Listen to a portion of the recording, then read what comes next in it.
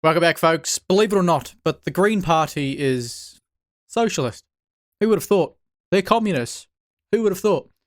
Some people would look at their policy and be like, oh, they're not really socialist, they're not really communist, are they?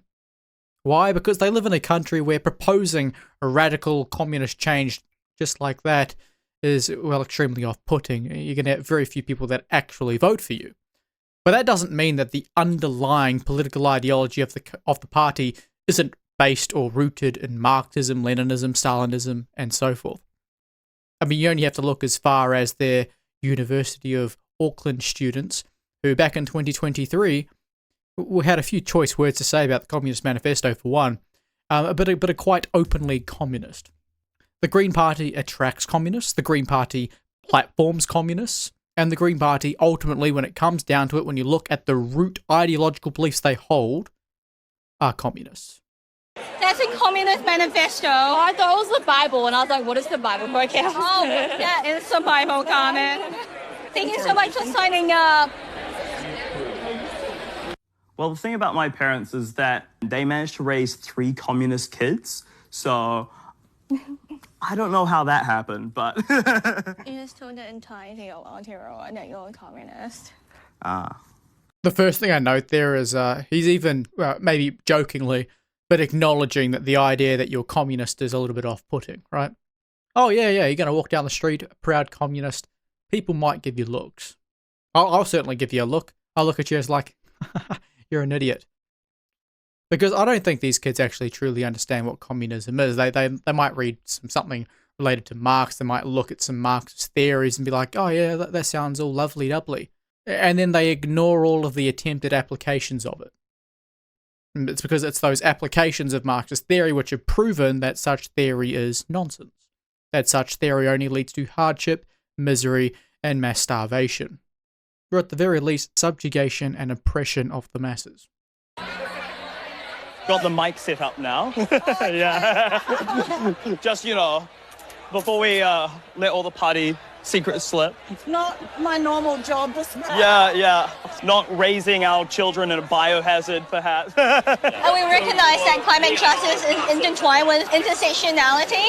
Like, we have to think about tertiary justice, feminist justice, queer justice. It's all, like, interconnected, so it's essential. Yeah. Her nasally voice alone is the stuff of nightmares, but also the fact that her entire personality is focused on the injustice of this, the injustice of that, the injustice of everything. What you may not realize is Marxism, Leninism, and all of that, they do get a lot of their ways of thinking focusing on justice or morality or the greater good and what we must do in order to achieve that greater good. You see, the way that Lenin went about achieving that greater good was very much in alignment with Marxist theory, and essentially it meant that getting rid of all of these immoral individuals is justified for the long-term goal, right? Implementing all of these evils is justified in order to achieve what we desire. You know, the way that the Soviet Union worked was that the gulags were a system of forcing everybody to strip away who they are, their identity, their individuality, their ability to think for themselves, their ability to act on their own accord and self-interest, and force them to contribute to what the state deemed the greater good. What the state dictated was required for this communist society. Your individuality was a barrier to that. The entire methods of Stalin in particular was rooted in the idea of stripping away who you are, stripping away humanity, and recreating you, redefining, realigning how humanity works inside of you, so that you no longer have this desire for self-interest. The Greens' obsession with justice is purely a matter of control. If they get to dictate what is moral, they get to outline how we deal with immorality. This is exactly the same thing that the Soviet Union did. The leaders dictated what was moral, and anyone that did not abide by those moral foundations, those guidelines, which in this case was just whatever the state decreed, whatever was determined, enabled the Soviet state to progress and to grow, that was deemed moral. Anything outside of that required punishment. As we know in the Western world right now, and the Greens are very much at the forefront of this. If you're a transphobe, something needs to happen to prevent you from being a transphobe so that you can align with their long-term goals. You need to be silenced, you need to be fired from your job, you need to be stripped of that position, you need to be stripped of that influence, you need to be re-educated. Exactly what Stalin did, exactly what Lenin did, exactly what Marx said would happen, what would need to happen. It's not even necessarily as explicit as you might think, but when you look at it deeper, it kind of is, isn't it?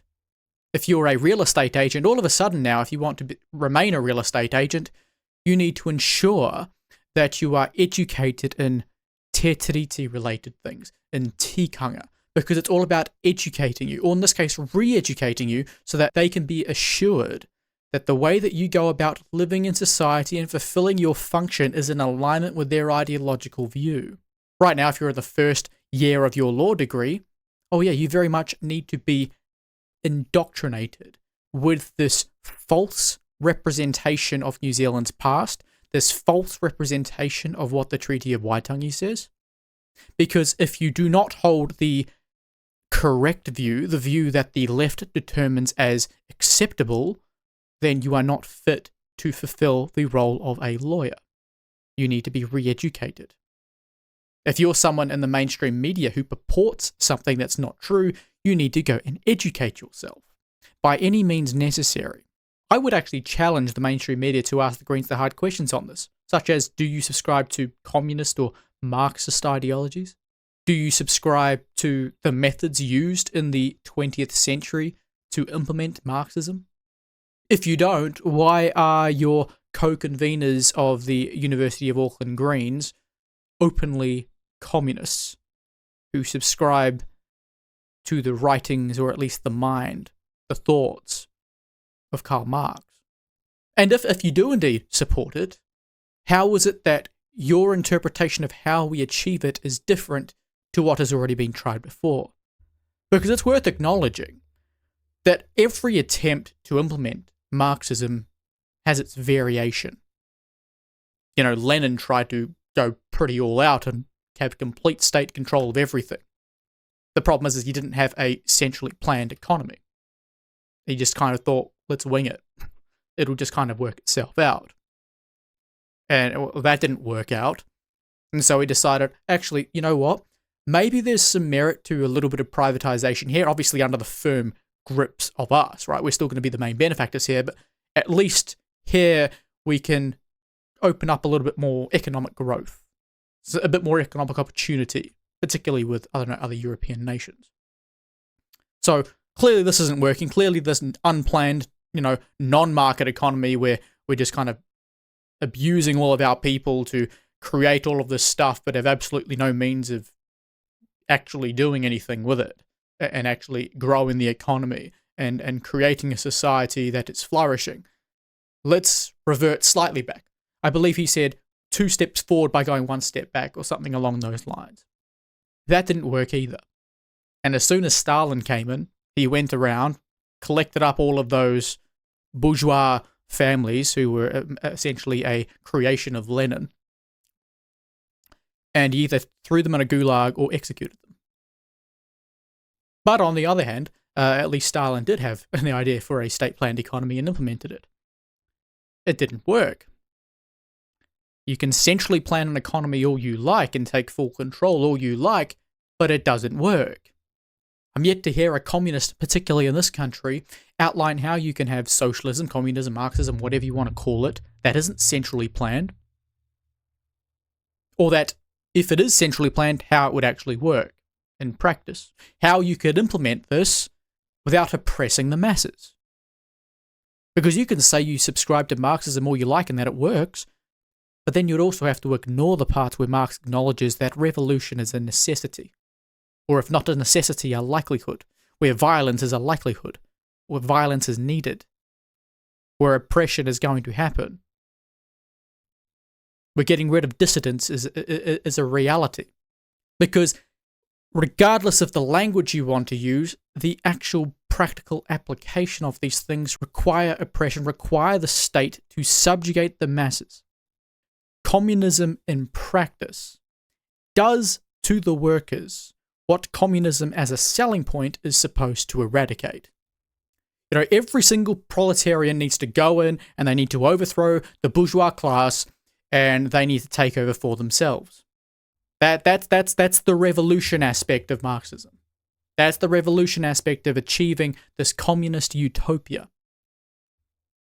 But after you do that, the actual implementation and maintaining of this society requires the subjugation, the exploitation of the workers, the ruling class, and everyone else.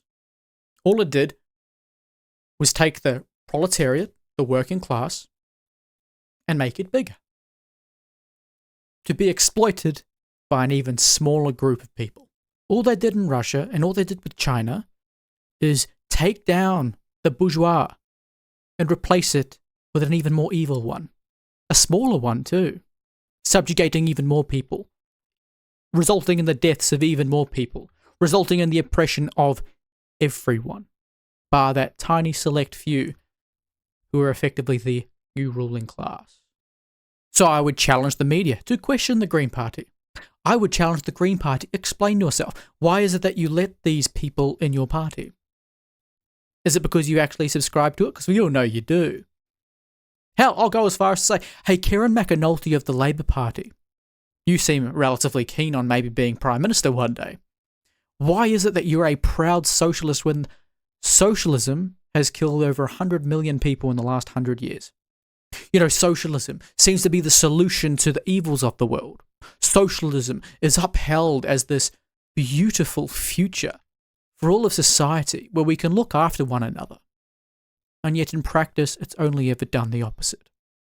It's only ever led to parents eating their own children.